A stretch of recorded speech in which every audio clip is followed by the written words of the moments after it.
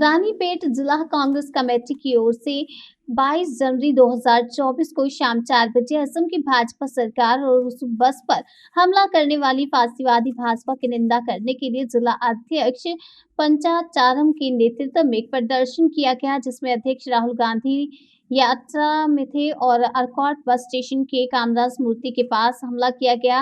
बरूर प्रमुख और जिला स्थानीय शहर प्रशासक उपस्थित थे। 10,000 கொடுத்து டிவி வாங்கினா 2,700 ரூபாய் வந்து பார்த்தீங்கன்னா கவர்மெண்ட் போகுது. இந்த காசு என்ன பண்றாங்க? நாட்டு மக்களுக்கு ரோடு போடணும், நாட்டு மக்களுக்கு வந்து சுகாதாரம் தரணும், நாட்டு மக்களுக்கு வந்து பார்த்தீங்கன்னா நல்லா படிப்பு தரணும், இதே தராங்க. அதெல்லாம் தரதில்லை.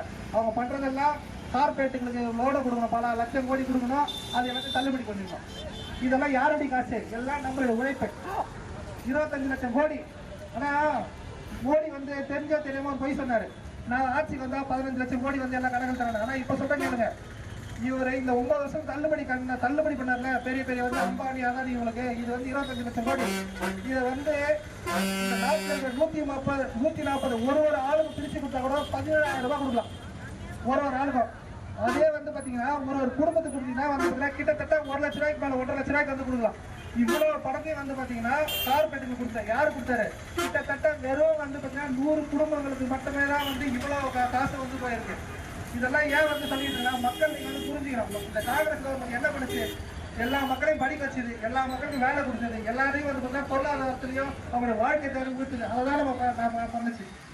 வேற என்ன பண்ணாங்க? ஜவஹர்லால் நாட்டுக்காக வச்சாரு, காமராஜர் நாட்டுக்காக வச்சாரு, அண்ணன் இந்திரா காந்தி நாட்டுக்காக இருந்தாங்க, நாட்டுக்காக உயிர் தியாகம் பண்ணாங்க. அவங்க நினைச்சிருந்தாங்க தனிநாடு வாங்கிட்டு பயந்து உட்காந்து மோடி நான் தைரியம் வர சொல்லுங்க.